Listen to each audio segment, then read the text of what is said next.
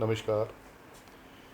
Delhi university के centre for independence and partition studies में एक बार फिर आपका स्वागत है। आज हम आए हैं गुरुग्राम के सेक्टर 56 में श्री हरदेव कश्यप जी के यहाँ विभाजन की पीड़ा की बात करने, एक और नई कहानी की बात करने, एक और स्मृतियों का नया पटारी खोलने, एक और इतिहास का पन्ना खंगालने, एक उजड़ने की गाथा और एक बसने की कहानी, एक बिखरने की गाथा और एक संवरने की कहानी लेकर इस परिवार के साथ, और हरदेव कश्यप जी जिनका जन्म पाकिस्तान में तहसील नारोवाल में और डिस्ट्रिक्ट सियालकोट में हुआ था 1936 में। सर, आपका स्वागत है दिल्ली यूनिवर्सिटी के centre for independence and partition studies में।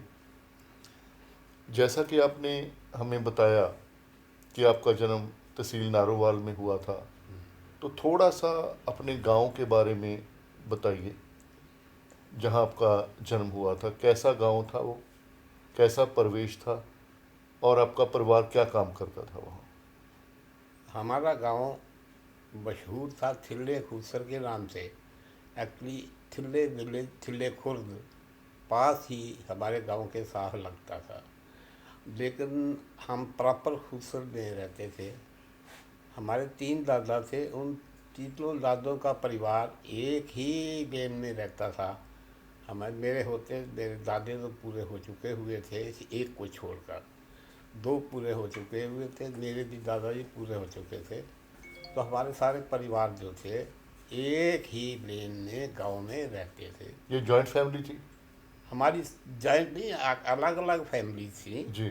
लेकिन रहते एक ही लेन में 7-7 घर थे। एक ही लेन में रहते थे? एक ही हमारा जी मोहल्ला टाइप पूरा था। जी जी। बाहर बहुत बड़ा गेट था उस लेन के, जैसे कई बार छोटे छोटे किलों का गेट होता है। हम इकट्ठे रहते थे। गांव हमारा एक नॉर्मल पंजाबी गांव था। बड़े लोग मिलनसार थे, बहुत अच्छा आपस में उनका व्यवहार था। किसानों का ज़्यादातर गांव था।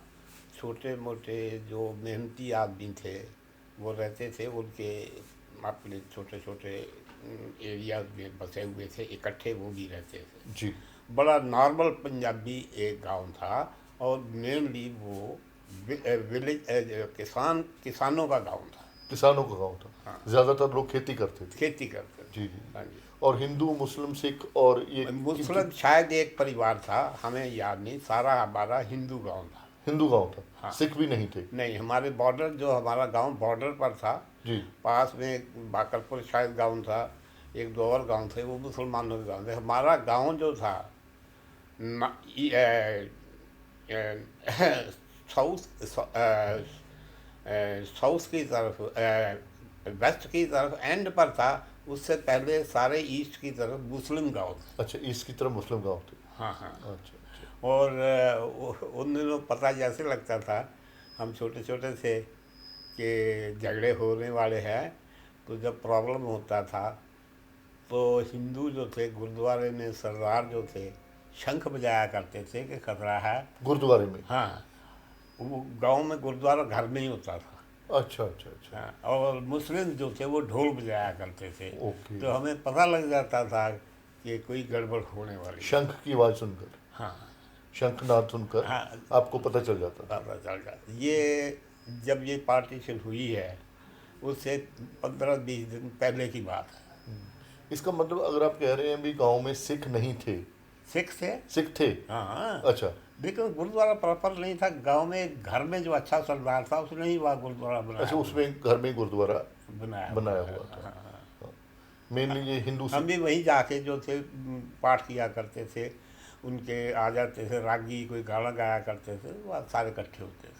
तो आपका जो परिवार था, हाँ हाँ। पिताजी, दादाजी, ये क्या काम करते थे? अनफॉर्चुनेटली मेरे पिताजी जो थे, उनकी तो डेथ हो गई थी। वो ओ। पहले जेलन में, जो ये ब्रिक किलन्स होते हैं, वहाँ पर ठेकेदार थे। अच्छा।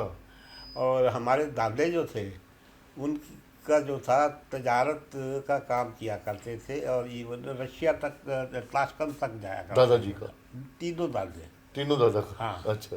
इसके बाद जो थे कोई और कौन से काम कर रहे थे, हम चूँकि बच्चे थे तो ज़्यादा ये ख्याल नहीं किया, लेकिन सारे वेल प्लेस्ड थे, every body was well placed. ये हमें नहीं पता कि वो क्या करते थे।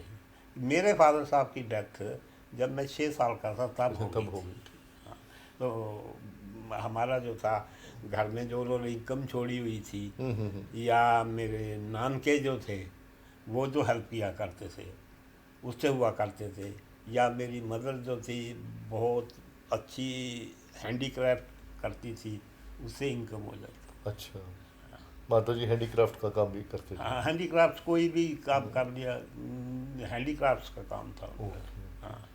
तो जब देश का बंटवारा हुआ आप 11 साल के लगभग थे? हाँ। अच्छा। हाँ। तो स्कूल जाते होंगे? मैं चौथी क्लास में हो गया था, तीसरी पास कर ली थी, तो मैं I was studying in 4th class. 4th class में? हाँ। स्कूल गांव में ही था? ना ना, ये थिल्ले गांव में था। अच्छा। हाँ, साथ थिल्ले गांव में बताया ना अच्छा, पहले। कितनी दूर था वो? वो 2 किलोमीटर था, दो पैदल जाना 2 पैदल किलोमीटर? आना। अच्छा अच्छा। हाँ। तो इस कंटेक्स्ट में एक बात कहना चाहूँगा जी कि मेरी एडमिशन जो हुई तब मेरे फादर की डेथ हो चुकी थी। जी जी जी। तो मैं एक बार स्कूल में अचानक ही चला गया, तो वो टीचर जो पढ़ा रहा था दूसरे बच्चों से पूछा, तो मैंने बाहर बैठे क्लास में तो था नहीं, मैंने बता दिया कल आपने ये पढ़ाया था। I am grateful to that person. जो वो मौलवी था वो हमारे घर आया, मेरी दादी को कह के वो ले गया ज़बरदस्ती। अच्छा उसने मेरी एडमिशन करवाई, अच्छा। उसने मेरे लिए कॉपी भी दी, कॉपी उन दिनों नहीं होती थी, तख्ती भी दी, कालूद्वार भी दी, कायदा भी दिया, हर चीज़। यानी उसने एक ब्राइट स्टूडेंट पहचान लिया। आप अंदाज़ा लगा हाँ हाँ लीजिए जो हाँ मैंने हाँ। कहा। मैं एडमिटेड नहीं था, अच्छा मैं बाहर बैठा वो सुन रहा था जो वो पढ़ा रहा था। अच्छा। हाँ, और ये पहले दिन की बात ये है। पहले दिन की बात है। हाँ, तो आपने पढ़ाई का पूछा थे इसके। तो जो आपके साथ कुछ स्टूडेंट्स पढ़ते थे, कुछ हाँ याद है हाँ, आपको? जो एक तो हमारे भाई बंद थे ही, जो हमारी गली से साथ जाते थे। जी एक लड़का था मुस्लिम, अल्लाह रखा। अल्लाह रखा। हाँ, जी उसके साथ मेरे बड़े अच्छे रिलेशन थे, तो उसके घर भी चला जाया करता था मैं। तो वो एक दिन मैंने पानी मांगा, उसकी मदर कहने लगी बेटा हम तो मुस्लिम हैं। मैंने कहा मैं तो पानी पीना है और तो कुछ नहीं करना। फिर उन्होंने गिलास धो के मुझे पिला दिया, तो उससे बड़े अच्छे रिलेशन थे। अदरवाइज़ मेरे साथ एक बचनलाल लड़का था, एक दलीप सिंह लड़का था, 3-4 और लड़के थे, नाम आप भूल गए अच्छा अच्छा हैं। अच्छा। तो हम इकट्ठे जाया करते थे, इकट्ठे आया करते थे, क्योंकि 2 किलोमीटर का रास्ता था। जी तो बड़ा बच्चों सालों से बड़ा प्यार था। जी बुरा लगता है कहना, लेकिन fortunately I use to stand first in every class, तो उस वजह से प्यार भी बड़ा मिलता था, टीचर से भी और दूसरों से। बहुत बढ़िया। हाँ। ये गांव कितना बड़ा था? कितनी पॉपुलेशन कितनी थी आपके गांव तो में? ये गाँव जो था ना, कम से कम उसकी 1,000 1500 आबादी तो ज़रूर होगी। काफ़ी बड़ा गाँव बड़ा था। बड़ा गांव था। बड़ा गाँव था। जी जी जी। और जो ज़्यादातर लोग खेती करते थे, खेती करते कोई आपके जो घर की पोजीशन है, आपको पड़ोसी याद हैं कुछ? थे। उससे पहले तो हमारे ही थे। अच्छा हमारे सामने एक पटवारी रहा करता था, जी उसके साथ में एक लोहार था। जी। मेरे को याद है उन दिनों लोग तलवारें वहाँ से आगे ठीक करवाते थे। लोहार के पास? हाँ। अच्छा और दूसरा जो खेती के जितने भी औजार थे जी। उससे ठीक करवाते थे। एक हमारे पास झीवर हुआ करते थे, पानी भरने वाले। पानी भरने वाली? वो कुओं में एक ही कुआं एक तरफ था जैसे, तो वहाँ से उस कुएं से पानी भर भर के हर घर में सुबह सप्लाई करते थे, क्योंकि लड़का किसी के पास नहीं था। तो ऐसे कर बाकी किसानों के घर से हमें पता, वहाँ पर गन्ने, जैसे मैं कभी बीचा तो जैसे गन्ने का रस निकाल रहे होते थे पशुओं के मदद से, बेलन से हम बैठ जाते थे, गन्ने बीच में दे देने और रस भी पी लेना। 2000 गोल्डन डे, सारा किसानों का गाँव। सारा किसानों का? तो पहली बार कब पता चला भी हाँ ये देश बटने वाला है? कोई खबर कैसे? ऐसे है कि हम जब छोटे थे ना, तो गली में जब कभी देख लो, कोई अखबार नहीं आता था, कोई रेडियो नहीं था, कुछ नहीं था, तो एक बार हमने देखा कि कुछ एक आदमी जो है ना वो जूते मार रहे हैं अखबार के ऊपर, अच्छा। किसी जगह बैठे। हमने कहा क्या है? हम्म। कहते ये जिन्ना है जो देश को खराब करेगा। हम अच्छा। छोटे छोटे बच्चे तो देखे थे कि जिन्ना कौन है, हमें तो तब पता ही नहीं था कि जिन्ना कौन है। अच्छा। Frankly speaking up to 10th class हमें जिन्ना का नहीं पता था। ओके। तो यानी कि आम लोगों में भावना ये थी हाँ कि इस शख्सियत के कारण, जिना के कारण हाँ अगर माहौल खराब होगा हाँ, तो इस वजह से तो इस होगा। वजह से होगा। ये विभाजन से पहले की बात ये है। विभाजन से पहले की बात पहले है। की बात है। नंबर दो, 1944 में या 45 में जब एक बार इलेक्शन हुए हैं, एज ए चाइल्ड मैं वहाँ इलेक्शन में गया था। कोटली में हुए थे शायद, मोस्ट प्रॉब्ली एक अच्छा। गांव था। वहाँ देखा इलेक्शन, लोग इलेक्शन आए हुए कपड़े पहने, पता नहीं वोट डाल रहे थे क्या थे। अपने साथ भीड़ बड़ी है क्या इलेक्शन हो रहे हैं। मेरे साथ तब ना वो बनी थी इलेक्शन से, स्टेट्स में हुकूमतें बनी थी। जी जी जी exactly year I can be wrong जी है, जी जी। लेकिन वो इलेक्शन मैंने देखा था। आपने इलेक्शन देखा था। हाँ हाँ, जी। ये मुझे याद है। तो आसपास के गांव जो थे हम्म। वो शायद मुसलमानों के थे वो। आसपास के गांव के मुसलमानों के थे, लेकिन हमारी लड़ाई कभी नहीं हुई, ना थिल्लों से ना उनसे ना किसी से। लड़ाई कभी हमने नहीं देखी। हाँ, जिस दिन हम निकले हैं उससे 2 दिन पहले एक बहुत बड़ा लंबा जत्था जो था ना आदमियों का, हथियार लेके जवान आदमियों का निकला टुवर्ड्स ईस्ट। अच्छा। वो कहें जी ये कैसे हमें निकाल सकते हैं, कैसे हमें निकाल सकते हैं। फिर शाम को हमने देखा कि वो जख्मी हालत में सारे वापस दौड़े आ रहे थे। अच्छा, वो यानी वो जत्था हिंदू सिखों का था। हिंदू सिखों का। ओके। वो पता नहीं हमें क्या था, क्यों था, मैं ऐसे झूठ मारूं। जैसे आपने बताया ना एक लोहार थे आपके पड़ोस में हाँ हाँ हाँ जो तलवारें वगैरह हाँ, ठीक बनाते है, थे, औजार बर्तन औजार बनाने। बनाते थे। औजार तो बनाने। विभाजन के दौरान आपने कोई गतिविधि ऐसे बढ़ती देखी भी? ना ना ना अच्छा। ना, कोई गतिविधि नहीं देखी अच्छा। ना। हमारे मेरे को चिल्ड्रन भी नहीं पता और चाइल्ड भी नहीं पता, और जो हमारी इर्द गिर्द सारे चाचे ताऊ और थे, किसी ने नहीं बतलाया कि ये गड़बड़। आखिर दिन तक हमें नहीं पता था कि हमने ये जगह छोड़नी है। आखिर दिन तक नहीं पता। ना, तो वो दिन आया कैसे? अचानक ही कैसे दौड़ो। अच्छा, किसने कहा? मेरे को पता घरों में ही। घरों तो में? हम चल पड़े। तो तो इसका हमारे सुन लो, हमारे जो एक ताऊ जी थे सबसे बड़े, पिताजी के भाई, वो हमें एक मुस्लिम के घर साथ वाले गांव थिल्ले में भेजे। अच्छा जी। तो हमारा परिवार जो था और उनका परिवार, 2 परिवार हम जो थे, उसके गांव में उसके घर में जाके जो उसकी जगह थी उसमें ठहर गए।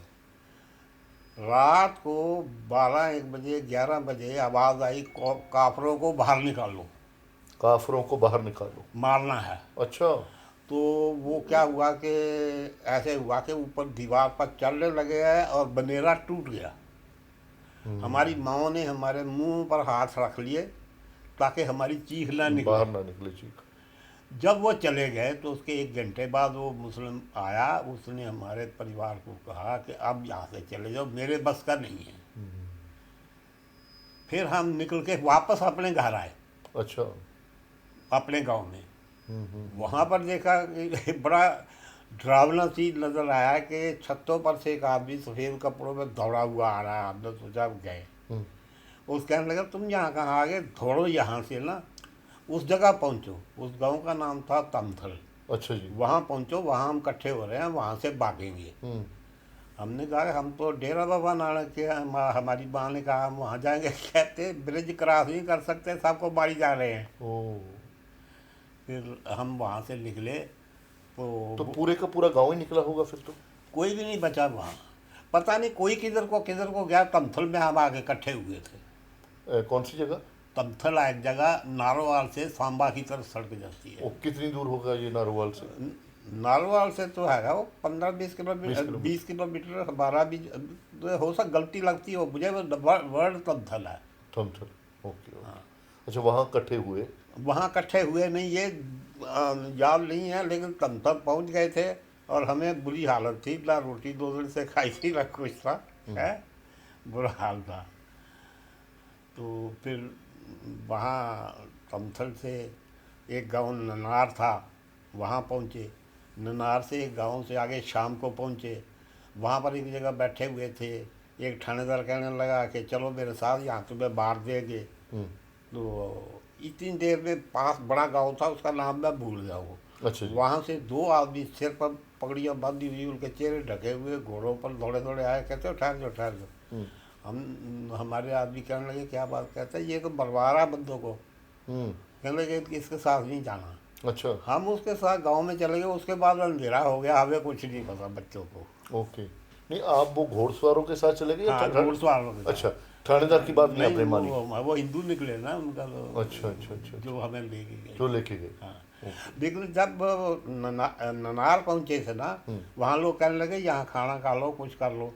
तो हमारा आदमी जो था ना, लीड कर रहा, वो कहने लगा ना यहाँ नहीं टिकना, यहाँ से जैसे भूखे कैसे भी वो यहाँ से चलते चलो।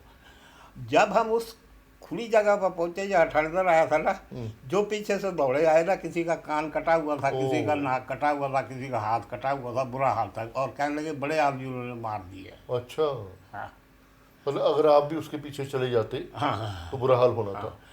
हमें याद है कि हमारे साथ से जो हमें लीड कर रहा था, वो बाजवा था, हम्म, सरदार। हम्म, उसके घोड़े पर एक बोरी टाइप चीज़ थी, जैसे जिसमें चीज़ें पड़ी होती हैं दोनों साइडों पर। हम्म, तो कहता था घबराओ ना, मेरे पास इसमें बम है। हमें क्या पता, बच्चे थे कि बम क्या होता है ये वो। तो वो हमें उस जगह तक ले गया। बाजवा। हाँ, उसके बाद रात को हम चलते रहे, उसके बाद नहीं कुछ पता। उसके बाद सिर्फ एक सीन का पता है। हम्म, एक जगह शाम को हम गए तो देखा तलवारें लेके कम से कम 50-60 आदमी खड़े, हम्म, और हम 40-50 आदमी थे हम्म, बचे हुए। तो वो आपस में बड़ बुजुर्ग लोग बात करने लगे, हम तो डर के मारे अपनी माँ के पीछे खड़े थे। हम्म, हमें तो कोई समझ नहीं आई। इतना मैंने याद है मुझे, वो कहने लगा ठहर दे दो। तो हमारा एक आदमी अपना जब वो स्पीयर देने लगा ना, हम्म, तो उसने सोचा मैं तोड़ देता हूँ। उसने ऐसे बेचारे ने पैर मारा जोर से ना, तो उसका पैर कट गया नीचे जाके, स्पीयर नीचे थी। अच्छा, और दूसरे जत्थे वाले का जो सामने नहीं, वाला? हमारे हमारे अच्छा, आपके आदमी। वाले का। हाँ। अच्छा। तो फिर मेरे को इतना भी याद है कि एक बुजुर्ग को मेरी माँ ने कहा कि बेटा हम तो पहले ही मरे हुए हैं, हमें क्या मार रहे हो। हमारे पास किसी के पास है भी कुछ नहीं था। है भी कुछ नहीं। सिर के पगड़ी, मतलब सिर पर कुछ नहीं था, कुछ कोई चीज़ नहीं थी पास। तो उन्होंने कहा इनको जाने दो। वो जब जत्था वो, लूटने वालों का था वैसे? हाँ, मारने वालों का था, मारने वालों हथियार का चमक रहे थे, चमक रहे थे। हथियार चमक चल रहे थे। तो उसके बाद उन्होंने कहा इनको जाने दो। बुजुर्ग ने कह दिया, पता नहीं उसके बल में क्या आया, मेरे को नहीं पता। तो फिर रात चलते चलते तीसरे दिन हम सांबा पहुँचे। सांबा पहुंचे तीसरे दिन। सांबा पहुँचे। सांबा हमें वहाँ पर मंदिर में ठहरे। मंदिर में लंगर लगा हुआ था, लेकिन हमारे से खाना नहीं खाया जा रहा था, गले रुक गए हुए थे। 3 दिन से भूखे हैं हाँ, पर खाना नहीं खाया जा रहा। खाना नहीं खाया जा रहा, गले रुक गए हुए थे। तो मेरे को याद है हमारी मदर गुड़ लाई, चावल थोड़े से लेके सीरा बनाया, आस्ता आस्ता हमारे गले में ठोसा, गला साफ हुआ, फिर जाके कहीं खाना मिला। इस दौरान में हम्म,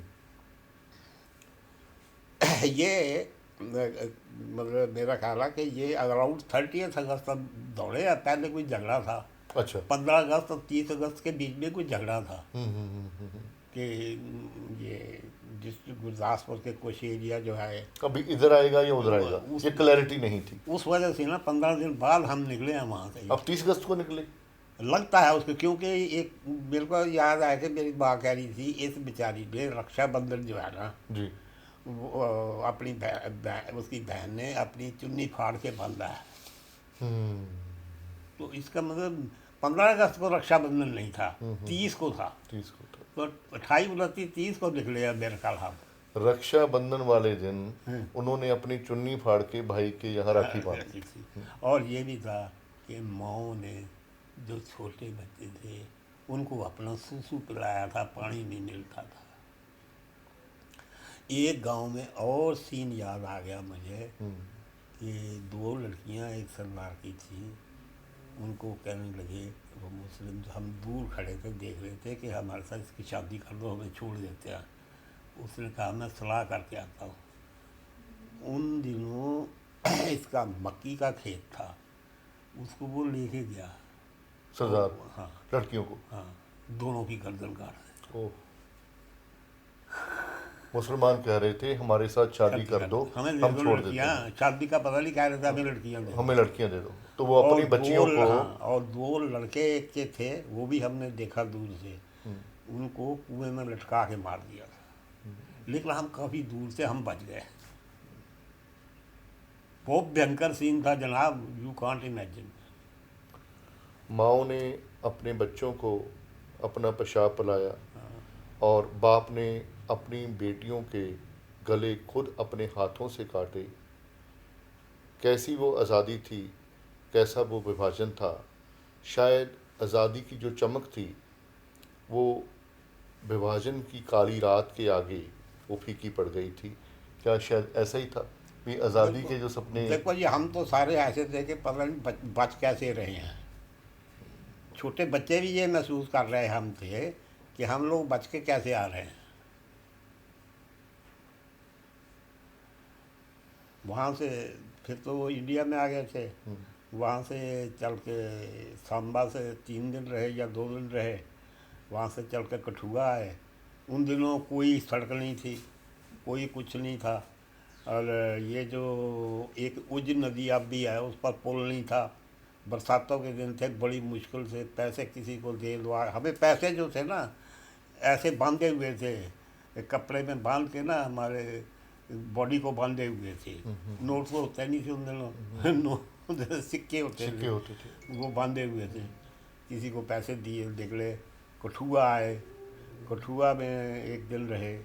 उसके बाद रावी क्रॉस की। रावी पर पुल नहीं था। वो हेडवर्क्स जो थे अपर बारी द्वाब केनाल के, उसके हेडवर्क्स के ऊपर से चलते हुए आके सुजानपुर ठहरे। सुजानपुर 8-10 दिन रहे। वो एक मुसलमान का घर था और बिल्कुल पुलिस स्टेशन के सामने था। वो घर जो था उसमें खिलौने बड़े पड़े हुए थे लकड़ी के, मोस्टली किसी मुसलमान कारीगर का घर था। अच्छा, जिस घर में ठहरे आप। हाँ, लेकिन फिर डर लगे क्योंकि मेरे नान के डेरा बाबा नानक थे, तो हमने वहाँ पहुँचना था। फिर पठानकोट पहुँचे। पठानकोट 3 दिन रहे। वहाँ पर कोई हमारा रिश्तेदार वहाँ को मिल गया, वो हमें लेके अपने गांव ले गया, पहले मोसबली बहरामपुर, और वहाँ से फिर हम डेरा बाबा नानक पहुँचे। डेरा बाबा नानक से हमारा गांव ऑलरेडी 20 किलोमीटर था। अच्छा। ये हम इतना डिस्टेंस जो है ना, इस डर की वजह से कहा है कि डेरा बाबा नानक के पुल पर से कोई भी नहीं बच रहा था। काट काट के सारे रावी में फेंकते जा रहे हैं। इसलिए आपने इतना लंबा ये रास्ता इतना लंबा रास्ता चढ़ा। नहीं है। अगर हम इधर से आते तो क्योंकि अपने गांव से 7-8 किलोमीटर पर जस्सड़ था। जस्सड़ से रेल पकड़ते थे और सीधी आके डेरा बाबा नानक रुकती थी। बीच में रावी का पुल था। वो जिसने भी क्रॉस किया मारा गया। जिसने भी क्रॉस किया मारा गया। कोई कोई किस्मत वाला बचा। इवन जब मैं डेरा बाबा नानक पहुंचा हूँ, इवन देन जत्थे जा रहे थे मुसलमान के उस तरफ, अच्छा, इधर से उस तरफ। उधर से। तो जिस घर में मेरे नानकों का घर था, उसके साथ अनार का बाग था। तो मुझे वो कहने लगे कि ऊपर मत जा। मैं अचानक ऊपर चला गया, तो नीचे एक पाकिस्तानी बलोच कहा उन्होंने, वो गोलियां चला रहा था। अच्छा। मेरे पास चलाई, लेकिन वो एंगल गलत लगा। अच्छा। तो मैं तो फट से फिर अपनी छत से नीचे आ गया। आप तो 11-12 साल के बच्चे थे। हाँ हाँ। यानी उसने ये भी नहीं ना देखा। कोई उस वहाँ, ये देखो मैं अपनी आंखों से देखा ना। हाँ। लोग बड़े भयंकर सीन कहते हैं कत्लेआम के, जैसे आपने देखी है ना भाज मिल्खा बाग में, वैसे सीन लोगों ने देखे हैं। फॉर्चुनेटली स्वाय 2 सीन जो मैंने आपको बतलाए हैं, उसके स्वाद मैं कोई सीन नहीं देखा। और ऐसी बात नहीं, जो अच्छे मुसलमान थे उन्होंने रावी में से बहुत आदमी पार करवाया, चाहे पैसे लेके चाहे मुफ्त। ऐसी बात नहीं है। यानी पैसे भी लिए। हो सकता है पैसे लिए, मैंने तो नहीं दिए, हमने नहीं दिए। आई कांट टेल लाई, जो गलत बात करना गलती है। अच्छा, आपके उस तरफ भारत के उस हिस्से की तरफ जो बाद में पाकिस्तान बना, कुछ रिश्तेदार भी होंगे जो अलग नहीं, अलग हमारे सारे आ गए। नहीं, आ तो गए, पर वो कैसे आए? उन्होंने बाद में अपनी उन्होंने वो अपने आप हमारी तरह दौड़े कहीं से किसी ढंग से। एक हमारे वही ताऊ जी थोड़ी देर ठहरे थे, अच्छा 3-4 महीने, फिर वो किसी ढंग से आ गए थे। अच्छा। कोई आपने अपनी कोई डिस्टेंस रिलेटिव में या कोई कैजुअलिटी या कोई ऐसी अप्रिय घटना के नहीं बारे में नहीं, सुना? ना ना, हम जो थे वो हमारे लोगों को विश्वास ये था कि अगर आप देवी माता की तरफ जाओगे तो सारे बच जाओगे। अच्छा तो इसलिए लंबा रूट लिया अच्छा अच्छा अच्छा कि अच्छा वैष्णो देवी की तरफ जाओगे तो बचोगे। अच्छा, इसीलिए वो जम्मू वाला रूट जो था हाँ, है, हाँ, वो इसलिए हाँ, हाँ हाँ हाँ हाँ हाँ, कि पहाड़ियों में चले जाओ, वैष्णो पहाड़ियों में देवी चले में जाओ। जाओ, वैष्णो देवी बचा लेगी। जी जी जी, ये बड़ी भारी लोगों का मानता थी, विश्वास था। विश्वास था जी। हाँ। अच्छा, दूसरा ये बताइए, वहाँ आपकी जो आर्थिक स्थिति क्या थी? पैसा, जमीन देखिए, कितनी थी? As far as financial position is concern, हमारी फाइनेंशियल पोजीशन तीनों चारों परिवारों की बड़ी टॉप क्लास, बहुत टॉप क्लास थी। बड़े अच्छे थे, क्योंकि कुछ ना कुछ करते थे। जी। हाँ जी। जैसे हमारी डेथ के बावजूद भी हमारे नान के वेल प्लेस से वो हेल्प कर देते थे, और हमारे पिताजी भी काफ़ी कुछ छोड़ गए हुए थे। हाँ जी। लेकिन सबसे बड़ी बात जो आपने पूछी है उसका कंटेक्स्ट था कि whole village was one family. Whole village one family. शादी हुई है, स्वाय बच्ची को कोई चीज़ देनी है उसको छोड़ के खाना पीना दूध सोना एरा वगैरह पूरे विलेज की जिम्मेवारी थी। अच्छा, यानी कि वो बेटी गांव की बेटी गांव की बेटी, थी जिसकी शादी होगी। मतलब घी भी गांव का, हम्म दूध भी गांव का, हम्म खाना भी गांव का, हम्म शक्कर भी गांव की, हर चीज़ गांव की हुआ करती। इवन आप हैरान रह जाएंगे कि एग्रीकल्चर का सिस्टम इतना ब्यूटीफुल था। क्या कोई किसी को, नाई को, धोबी तो होते ही नहीं थे, नाई को जीवन को कोई पैसा नहीं देता था, कुम्हार को पैसा कोई नहीं देते थे, ये सब फ्री में चलता था। शादी के टाइम नेग होता था कि इसको इतना शगन दिया जाएगा, इसको इतना शगन दिया जाएगा, इसका इतना हिस्सा बनता है, इसका लड़के के शगन पर, लड़की के शगन पर नहीं। अजल जैसे फसल की कटाई हुई तो मान लो कि 1 एकड़ ज़मीन की कटाई हुई है तो 1/10 लगभग वो खाली छोड़ देते थे अच्छा कि इसको लूट लो, अच्छा, ये आपका है। ये आपका है। जो लेडीज़ बाहर खड़ी होती थी ना, आम आदमियों की जिनका अपना खेत नहीं होते थे, हैं, उसको कहते थे तुम इसे लूट लो, हैं। और नीचे जो सिट्टा गिर जाता था उसको किसान कभी उठाता नहीं था, अच्छा, ये मेरा नहीं है, ये आपका है। ये आपका है। नंबर 3, जिन जिन ने काम उनके घर किया होता था उनके बंधे हुए होते थे, इतने बुच्छल उसके हैं, इतने कुम्हार के हैं, इतने लोहार के हैं, इतने तरखाड़ के हैं, इतने धोबी के हैं, धोबी नहीं नाई के हैं, उनको सब के निकाल के बाहर रख देते थे। कई बार एक कारीगर का जो बड़ा होता था ना, इन बुशल्स का स्टॉक किसान से बड़ा होता था। अच्छा ये सिस्टम था, इस अच्छा, वजह से। अब क्योंकि उसने तो कई घरों से लेना हाँ, है ना? नहीं देना उन्होंने, लेना लूना कुछ नहीं, वो अच्छा रख अच्छा देते थे, अपना अपना उठा के ले जाते थे। अच्छा, मांगने की भी जरूरत ना नहीं है। ना ना, जिस वक्त कटाई होती थी आप अच्छा वो वहाँ रखे होते थे, ये नाई का, ये फलाने का, जो फलाने का, वहाँ पे उठा के ले जाते थे।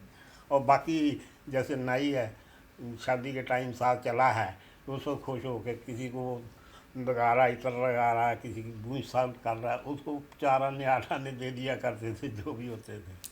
भारत की इकोनॉमी की भी ये एक ऐसी मिसाल है कि जो गांव की खेती अर्थव्यवस्था है उसमें एक ऐसा कोऑपरेटिव सिस्टम अपने आप डेवलप हुआ था, यानी किसी को कुछ मांगने की ज़रूरत नहीं, सबका हिस्सा तय है और वो हिस्सा मांगने नहीं जाएगा, वो हिस्सा उसका तैयार पड़ा है, वो सिर्फ उठाने जाएगा। और किसान एक जो कनक का खेत से कनक एक सिट्टा जो भी है, जो कनक की बल्ली भी जिसको बोलते हैं, अगर वो गिर गई है वो उठाएगा नहीं, वो मानेगा कि ये लोहार की है, ये जीवर की है, या जो खेतों में काम करते हैं ये उनकी है। ऐसा था भारत का एक आर्थिक सिस्टम, इकोनॉमिक सिस्टम खेतों का, गांव का। हाँ ठीक है। तो इसका मतलब खुशहाली थी। कोई हमने गरीबी देखी नहीं, गरीबी स्वाय देखी। देसी घी के दूध के खाने के स्वाद मौजें होती, हर की बढ़िया हेल्थ थी। मतलब आप किसी को ये नहीं कह सकते, सिर्फ एक कह सकते हो कि कपड़े हमारे पास बढ़िया नहीं होते थे, लेकिन शादीशुदा लेडीज़ अच्छा कपड़ा पहनती थी, हमारी बुजुर्ग लेडीज अच्छा कपड़ा पहनती, लेकिन ये नहीं कि हमारे पास 10-10 कुर्ते पजामे हैं, ये और हुआ ना, वो ये वो नहीं अमीरी था, नहीं थी। अमीरी नहीं थी, अ, अमीरी नहीं थी पर गरीबी भी नहीं थी। गरीबी भी नहीं थी। हाँ हाँ। हाँ। और सबसे बड़ी बात, कोई मेहमान आ गया कि आपके घर भोजन नहीं बना, दूसरे घर से जाकर बहन क्या सब्जी बनाई ले आते थे, आप दे देते थे। बार्टर सिस्टम था। बारह सौ। पैसा किसी के पास था नहीं। अगर सब्जी बेचने वाला आया है, वो आके खड़ा हो जाता था, आप अपना चने दो तो इतनी सब्जी ले लो, दो तो इतनी दे दो, जाओ दे दो तो इतनी दे दो। बार्टर सिस्टम था, कोई तो पैसा नहीं देता था। तो इतना जब आपका अच्छा गांव था, परिवार की आर्थिक स्थिति अच्छी थी, पैसे की भी कमी नहीं थी, तो जब इधर आप आए, भारत में आप आए, तो क्या बदले में आपको, क्या इवज में क्या मिला आपको, कहाँ ठहरे आप? ऐसा जी, दो इम्पोर्टेंट चीज़ें हैं। जब हम पाकिस्तान से निकले ना, गांव के गांव में से धुआं निकल रहा था। जी। सबसे बड़ी उन लोगों ने गलती शायद ये की, या तो हमारा सामान जलाया जो लेके गए थे आदमी, या उन्होंने मूर्खता की कि मकान जला लिए। ओ, आपके गांव के जो मकान थे वो आपके जला नहीं, दिए? सारे गांव, हर सारे गांव गांव? से धुआं उठ रहा था, जी जी जी। जैसे बम्बार्डमेंट हुई हुई है। लेकिन यहाँ पर एक भी घर नहीं जला हुआ था, सारे मुसलमानों के घर सही सलामत मिले हैं। अच्छा अच्छा, यानी कि इधर पंजाब में हाँ। घर कोई भी जला हुआ नहीं था? ना ना, हम अपने बढ़िया घर में आगे ठहरे, अच्छा। किसी ने नहीं जलाया। हाँ, जब हम आए हैं तो बाहर ग्राउंड्स में जो मुस्लिम जत्थे थे उनको जलाया हुआ था, वो थे। बसों में जैसे हमें जलाना चाहते थे, उनको जलाया हुआ था। ये भी देखा कि कारों में भी जले हुए देखे। इवन जो, जो पहले सुना था कि जो बटाला पाकिस्तान में जाने वाला है, उन्होंने बाहर बहुत बड़े कढ़ाई रखे हुए थे कि इसमें तेल जला के तड़ेंगे, ओहो। वो भी देखे। अच्छा। ये सारा कुछ देखा, लेकिन अपनी आंखों से जलते हुए नहीं जलते देखे। हुए नहीं देखे। झूठ मारना नहीं हाँ, है। मैं समझ गया था। अच्छा, यहाँ आके परिवार ने क्या काम शुरू किया और आपने क्या किया, एजुकेशन पहली अपनी? सबसे बड़ी खुशकिस्मती ये थी कि मेरे जो अब मैं समझदारी सोचता हूँ एज एन ऑफिसर, कि हमारे जिस आदमी ने पार्टीशन के बाद सेटलमेंट की, हैट्स ऑफ टू हिम। उसने जो नज़दीक के रिश्तेदार थे वो नज़दीक के ही बॉर्डर के ठहराए, दूर के दूर ठहराए। अच्छा। उसका हमें ये फ़ायदा हुआ कि हम अपने नानके के पास आके ठहर गए। इधर रिश्तेदारियाँ दरिया के पास जिनकी थी ना, इधर आके ठहराए। ओके। तो एक तो हमें आते ही मकान मिल गया। दूसरा ये था, मैंने मैनुअल लेबर की, मेरा एक छोटा भाई था उसने मैनुअल लेबर की।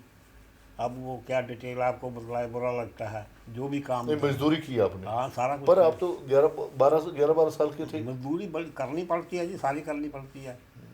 और मतलब क्या क्या नहीं किया ये मत पूछो। जो भी मैनुअल लेबर थी, जो भी गलियों में चीज़ें बेचना, सिनेमा हॉल में चीज़ें बेचनी, मतलब सिनेमा हॉल के बोर्ड उठा के फिरना, हैं जी, और एवरीथिंग। और एक ने नहीं, सब ने किया, अमीर से अमीर आदमी ने किया। अजी पहले दिन जब डेरा बाबा नानक आए तो हमारी माँ ने मुझे चने उबलवा के, पैसे का क्या पैसे थे, कहा कि यहाँ रेफ्यूजी बैठे हुए हैं, बैठ जाए चने बेच के आ। अच्छा, डेरा बाबा यानी नानक में डेरा बाबा नानक आते ही सबसे पहले मैं जो चने बेचने गया, चने बेचने गए आप? उबले हुए। बोले हुए। तो ये सारों ने किया, मैंने नहीं नहीं, मैं किया। समझ गया। हाँ, पर बात तो ये है ना, एक संभ्रांत परिवार। मैं कौन पैसे इनको देगा, कौन हाँ। रोटियां देगा, कौन करेगा। ये सिर्फ उन दिनों जो आते थे ना जत्थे, लंगर उनके लिए होता था, वैसे नहीं होता था। वैसे नहीं होता था। जो उजड़ के आया है, अभी अभी आया है। आया किसी जगह मंदिर में ठहरा, दूसरी जगह ठहरा, उनको मिलता था लंगर। घरों में कुछ नहीं, किसी ने कुछ नहीं दिया। लेकिन यह है कि घर हर एक को मिल गया। घर हर एक को मिल गया। ये बड़ी खुशकिस्मती थी कि यहाँ के लोगों ने घर नहीं जलाए। जो जैसे बहुत से आदमियों को जिनको घर नहीं मिले, तो इमीडिएटली सरकार ने जो थे ना कैंप बना दिए। कैंप बना दिया। उन कैंप में थे, बटाला में बहुत बड़े बड़े कैंप थे। तो ये कितनी देर आपका जो लेबर का काम कितनी देर चलता रहा? मेरा तो हमारा ये अब क्या बताएं आपको, 10th तक मैं जब तक करता रहा। अच्छा, हाँ, साथ में पढ़ते भी रहे पढ़ते और भी काम भी करते रहे। हाँ। ओके। बाकी ट्यूशन वर्क बाद में चालू कर दिया। हाँ, क्योंकि फादर की डेथ हो चुकी हुई थी। ब्रदर मेरा जो था वो एक फैक्ट्री में काम करता था, बड़ा अच्छा कारीगर था। तो कितने भाई बहन थे आप? हम दो भाई बहन थे, एक बहन थी, पहले उसकी पाकिस्तान में डेथ हो गई थी। अच्छा, मतलब जब पाकिस्तान बना था उससे पहले ही डेथ हो उससे गई पहले थी। ही हो गई थी हाँ, उनकी। वो बड़ी बहन थी या मेरी सबसे छोटी थी। सबसे छोटी थी? तो दो भाई थे आप? हम दो भाई थे। आप छोटे थे? नहीं, मैं बड़ा। आप बड़े थे?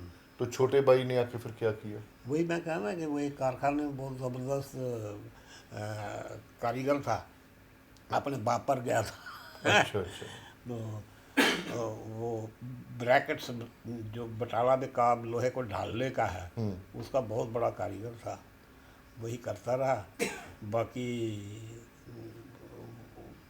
वो भजन वगैरह बड़े गाता था। अच्छा उसकी इज्जत भी बड़ी थी, मान भी बहुत था, अच्छा सम्मान। देवी की बेटे बड़ी अच्छी गल। अच्छा अच्छा, माता के भजन, हाँ, माता माता के की भजन बेटे। से वो उसकी बड़ी मशहूर थी बहुत। उसके नाम से तो अभी भी वो वैष्णो देवी यात्रा लेके जाते हैं क्या उनकी। शुभ नाम था उनका? श्री बाबाराम जी। श्री बाबा राम जी। बाबाराम। जी जी। वो मदर ने, बुआ मीन्स माता, उसका है दिया हुआ। वो भी नवरात्रों में हुआ था, मैं भी नवरात्रों में हुआ था। अच्छा अच्छा अच्छा। तो आप कितनी देर बटाला में रहे, परिवार आपका? हम तो अब बटाला में तो अभी भी मेरा वो भाई का लड़का रह रहा है। अच्छा। तो मैं तो सरस की वजह से बाहर निकल आया। आपने आपकी जो मैट्रिक तक की एजुकेशन बटाला में हुई? मेरी मैट्रिक नहीं, बीए तक। बीए तक? हाँ, एमए जो थी वो मैंने तो हिंदू कॉलेज अमृतसर से की। वहाँ अच्छा, क्रिश्चियन बेरिंग कॉलेज में? बेरन क्रिश्चियन कॉलेज में। अच्छा अच्छा अच्छा, उसमें पढ़े आप उसमें पढ़ा। ग्रेजुएशन? अच्छा। हाँ, तो उसके बाद मास्टर कहाँ किया आपने? अमृतसर मैं में? अमृतसर, ये तीनों कॉलेजेस की फर्स्ट टाइम क्लासेस लगी थी एमए की, इकोनॉमिक्स की। अच्छा, एम इकोनॉमिक्स से आप? हाँ, अच्छा तो अच्छा वो Hindu college, Khalsa college, DAV college, तीनों की जॉइंट क्लासेस लगती थी। अच्छा जी। तो मैं थ्रू हिंदू कॉलेज था। क्लासेस जॉइंट थी? हाँ, क्लासेस थी ना, तीन क्लासेस, तीन कॉलेजेस को बुला के क्लास बनाई थी ओके यूनिवर्सिटी की। ओके ओके तो उसमें मैं हिंदू कॉलेज की तरफ से था। ओके। तो तो देखो, एक तो परिवार ऐसी स्थितियों इस में आया। यूनिवर्सिटी क्लास में मैं टॉप किया था। अच्छा, मेरे मन में जो सवाल ये आया है, हाँ, भी आपका परिवार वहाँ से उजड़ के आया, हाँ, आपको मजदूरी करनी पड़ी, हाँ, हालात अच्छे नहीं थे, हाँ। तो ये हायर एजुकेशन का किसने सोचा भी यहाँ, क्योंकि उस समय तो पोस्ट ग्रेजुएशन कोई कोई करता था। हमारी मदर एक्स्ट्रा ऑर्डिनरी इंटेलिजेंट थी। जी। वो हमेशा ये कहती थी कि बच्चा पढ़ो, पढ़ो नहीं तो काम अच्छा करो। लो और भी हमें लगभग सिखाए हुए थे। हमें पढ़ने से उसने नहीं रोका, जैसे मर्जी, चाहे जितनी उनको मेहनत करनी पड़ी। हमारे नानी जी हमारे साथ आ गए थे, फिर जो डेरा बाबा नानक थे उनकी भी हस्बैंड की डेथ हो चुकी थी, मतलब पहले मदर के फादर की। तो वही हम इकट्ठे ही रहे। तो वो सारे कहते थे आप चिंता ना करो, पढ़ते जाओ। पढ़ते जाओ। तो एमए इकोनॉमिक्स के बाद फिर आपने क्या किया? एम ए में तो वो पढ़ते ही जो थी, जब भी ये पोस्ट निकली, फर्स्ट टाइम मैं सेलेक्ट हो गया था, पंजाब में फर्स्ट आया था। कौन सी पोस्ट पे आपकी तो सिलेक्शन? वो statistical assistant in cooperative department. Corporate department. और उस उसके एक साल बाद फिर मैं इस डिपार्टमेंट में technical assistant in economical statistical organisation आ गया था। अच्छा। इसके बाद मैं दिल्ली आ गया था, सीनियर इन्वेस्टिगेटर इसमें सीएसओ में, सीएफओ में? सीएसओ सेंट्रल स्टैटिस्टिकल ऑर्गेनाइजेशन में, बिल्कुल ठीक है, सीएसओ में। हाँ, सीएसओ में। सीएसओ से फिर मैं डिस्ट्रिक्ट गुड़गांव में आ गया एज डिस्ट्रिक्ट स्टैटिस्टिकल ऑफिसर। अच्छा यहाँ पर मैं कई पोस्टों पर रहा, project economist, district statistical officer. इसके बाद मैं चंडीगढ़ चला गया जब डिप्टी डायरेक्टर बना। अच्छा जी। फिर मैंने हुडा में भी एज एडवाइज़र काम किया, और as additional director, joint director इसका रेवेन्यू डिपार्टमेंट में भी काम किया। रेवेन्यू डिपार्टमेंट में भी काम किया। तो ultimately I retired as director department of economical statistical analysis Haryana. अच्छा, एज ए डायरेक्टर रिटायर हुए हरियाणा गवर्नमेंट से। आपको रिटायरमेंट के बाद भी आपकी सर्विसेज कुछ आपने दी गवर्नमेंट को? नहीं, मेरे को गवर्नमेंट ने एक्सटेंशन दी थी सेम Extension पोस्ट पर।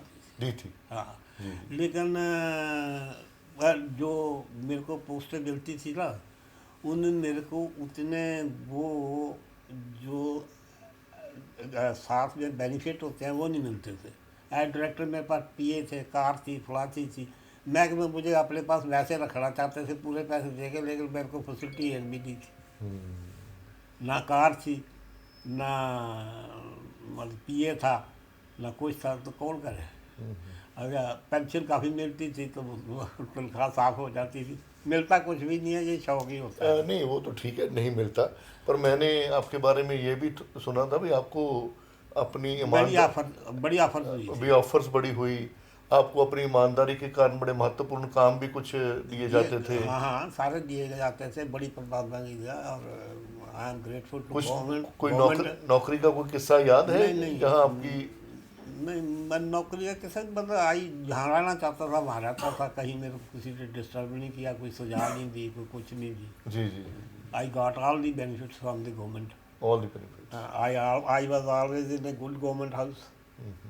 I always got the at least 3-4 increments on every post, क्योंकि मैं वो डेपुटेशन पर चला जाता था। सेकेंडली जो था, मेरे को गवर्नमेंट ने एक्सटेंशन दी। नंबर 3, मेरे को as head of the department, best head of the department treat किया गया, कि अप्रिशिएट किया गया। I am grateful to Bhajanlal. Out of discretionary quota he allotted me this plot. अच्छा अच्छा अच्छा अच्छा अच्छा। और my scale was revised।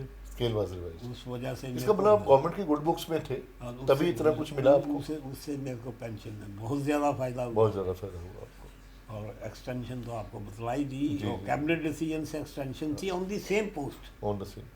और मुझे क्या चाहिए? मेरे मन में जो सवाल है जो मैं पूछना चाहता हूँ, क्योंकि एक वो परिवार जो उजड़ के आया है, हाँ। जिसके पास जो वहाँ था ज़मीन जायदाद वो छोड़ आया, हाँ। ठीक है, उसके बाद माँ का विज़न कह लीजिए, उसने बच्चों को हायर एजुकेशन में डाल दिया। हाँ। आपको क्या लगता है आज आप गुरुग्राम में अपने परिवार के साथ जो खुशहाल जीवन बता रहे हैं, हाँ। ठीक है, तो कौन कौन सी वैल्यूज़ थी या कौन सी ऐसी चीज़ें थी जिसको जीवन में आपको ये अचीवमेंट्स दिए?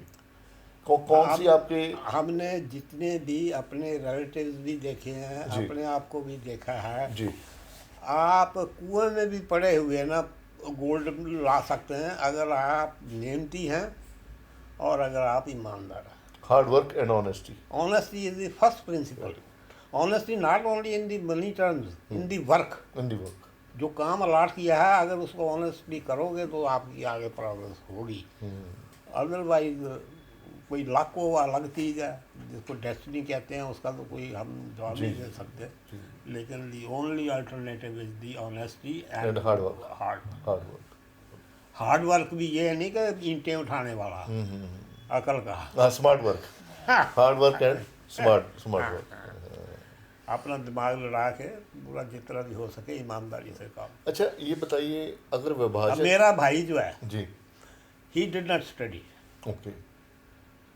सिर्फ वो ना 5-6 जमात पढ़ा, लेकिन अपनी लेबर और अपनी पोइट्री की वजह से financially he was better than me. Okay. उसकी दिमाग बड़ा तेज था। दिमाग तेज। उसका लड़का भी इंजीनियरिंग कर गया, मेरे लड़के ने भी इंजीनियरिंग की। जी जी। उसका पोता इंडिया में टॉप किया, अच्छा। मतलब इंडिया में टॉप किया, मतलब बहुत हाई क्लास निकला, जी। क्योंकि वो उसने एक भी पैसा हराम का नहीं खाया हुआ था। हाँ, बहुत बड़ी बात की है आपने। अब उसकी लड़की भी जो है ना, लड़के की, वो भी बड़ी टॉप क्लास चल रही है। तो मेरा कहने का मतलब, हमारे बच्चे भी भगवान की दया से, इस लड़के की मेहनत की वजह से बहुत आगे जा रहे हैं। मैं अपनी बात करना नहीं चाहता, नहीं वो दिख रहा है। नहीं, माई सन ने इतना बड़ा प्लेस्ड है, I am grateful to God. Very good. अच्छा ये बताइए। पर एक बात है, जिसके पेट मेरा कोई हराम का पैसा नहीं गया। नहीं, जब कमाया ही नहीं जाएगा कहाँ से, जब सारी ही कमाई मेहनत की है और हक हलाल की है, ठीक है ना। अच्छा ये बताइए, आज अगर आप 1947 को देखते हैं, देश के विभाजन को देखते हैं, आप इसके लिए जिम्मेवार किसको मानते हैं? Voting. Voting is the only thing which is spoiling India. Okay. I was very close to Vinobaji's philosophy. जी। Once he came to, एक बार वो बटाला है, उनके साथ बैठे हुए थे, विनोबा भावे। विनोबा भावे जी के जी साथ। जी जी तो हमारे पंडित बोललाल जी एजुकेशन मिनिस्टर थे पंजाब के, जी मैं और वो दोनों बैठे हुए थे उनके पास। जी। तो उन दोनों ही इलेक्शन हुए थे, हम्म, तो कहते जी हमने वोटिंग राइट दे दिया है। हम्म, तो विनोबा जी ने कहा था, विनोबा दिया कि इनको है, उनको समझ है कि वोट कितना कीमती है और उसका कैसे इस्तेमाल होना चाहिए। यानी आपको लगता है जो वोट पॉलिटिक्स है इससे सारा गड़बड़ हुई इससे है। गड़बड़ है। इससे ही बेईमानी, इसी से 420, इसी से सारी आप तो कह रहे थे भी जब विभाजन से पहले वो आपने अखबार को जूते मारते लोग देखे हैं हाँ। जिन्ना की फोटो पे, हाँ। तो सिर्फ वो जिन्ना को क्यों मार रहे थे? वो तो उन दिनों के हम जाने वाले हैं, जैसे उनके मन में तो यही था ना, मेरे दिमाग के अंदर भाई कि ये पार्टी ही करेगा, हम घर छोड़ के जाएंगे, ये बदमाश हमारे घर ख़त्म कर रहा है। भाई साहब, सबसे दुनिया में घर इम्पॉर्टेंट होता है, वो ना रहे तो कुछ भी नहीं है। जी जी किराए पर जाके नौकरी लगे रह लेना अलग बात है, लेकिन किसी का अपना घर हो ना, वो उसको चाहे छोटी सी बोला। किसी शायर ने भी कहा है हाँ। कि लोग टूट जाते हैं हाँ। एक घर बनाने में, हाँ। उन्हें तरस नहीं आता बस्ती जलाने में। क्या बात है, क्या बात है, क्या बात है। और घर बनाने बड़े मुश्किल हैं, हाँ। और जो राजनीति है उसके यही सामने घर नहीं होते, लोगों के सपने नहीं होते, उनके सामने अपना इंटरेस्ट होता है। ये जो वोट है ना, पैसे लेके खरीदना, पैसे लेके ये करना, ये लोगों को समझ ही नहीं है। जात पात पार्टी बाजी पर वोटिंग करना, दिस इज टू मच। जी। अच्छा ये बताइए, अगर ये पाकिस्तान ना बनता तो ये भारत एक होता, तब आपको क्या लगता है ये कैसा होता? ये देखो जी, उस वक्त तो फिर डिपेंड करता था कि हुकूमत कैसी होनी है। पहले लोग हुकूमत पर तो डिपेंडेंट ही नहीं थे, जो करते थे अपने आप करते थे, अपने आप। हमारे गांव में भी एक लड़का जो था पढ़ रहा था, तो मेरे को याद आ, मैंने उसे कहा तो भाई मेरे को अंग्रेजी सिखा दे, उसने मुझे साइन करवाने सिखाया। और वो बाद में जब मैं पढ़ता था हमारे साथ, तो वो बड़ा प्रोफेसर बना हुआ था डीएवी कॉलेज में। जो पढ़ रहे थे अपने आप ही कर रहे थे, जो कर रहे थे। It is very difficult to say क्या होता वो जो गवर्नमेंट उस वक्त की होती नहीं, पर देखो देश बट गया और एक सरकार वहाँ देखो, पाकिस्तान हमारे से बेटर होता, वो हिस्सा। हाँ, अगर अगर ना होते पार्टीशन, अगर पार्टीशन ना होता तो देश का वो हिस्सा। बेवकूफ़ों के पास इतना पैसा है, इतना अच्छी ज़मीन है, इतना कुछ है, ऐसे ही बेवकूफ़ लफ्ज़ कहते हैं जैसे हाँ, मतलब ठीक कह रहे हैं आप, ये सोर्सेस उधर ज़्यादा है। हाँ। ज़मीन ज़्यादा अच्छी है। हाँ। और भी सोर्सेस ज़्यादा होंगे। हाँ। ये कह रहे हैं। 4 रिवर उनको पानी दे रहे हैं, रावी, चिनाब, झेलम, सिंध। जिसको इतना पानी हो, छोटी सी जगह को, मिनरल्स गजब की हैं, फसल बड़ी बढ़िया होती है, अच्छी फसल होती है। अंग्रेज़ों ने वहाँ पर चकबंदी करके चक नंबर 1, चक नंबर 2 बनाए थे। गुरु नानक देव जी का जो बालक था, उसकी इतनी ज़मीन थी कि 2500 एकड़ से पता नहीं कितनी उन्होंने गुरु नानक देव जी को दी थी। जी जी जी जी जी जी। मतलब इतनी बढ़िया जगह थी कि ननकाना साहब वाली बात कर रहे हैं आप? हाँ हाँ जी जी। हाँ, मतलब बड़ी इतनी शानदार ज़मीन थी, कुछ नहीं, हमारे से बेटर होने का। हमारे से बेटर वो हिस्सा होता। हाँ, हरियाणा से तो मच बेटर होता। हरियाणा से तो मच बेटर। हरियाणा पंजाब से, क्योंकि हरियाणा तो पंजाब से निकला ना। हरियाणा पंजाब से बेटर होता। अच्छा, आज आपको क्या लगता, आज उनकी दुर्दशा जो हुई, जो अपने रिसोर्सेज का फायदा नहीं उठा पाए, वो उसका क्या कारण मानते हैं?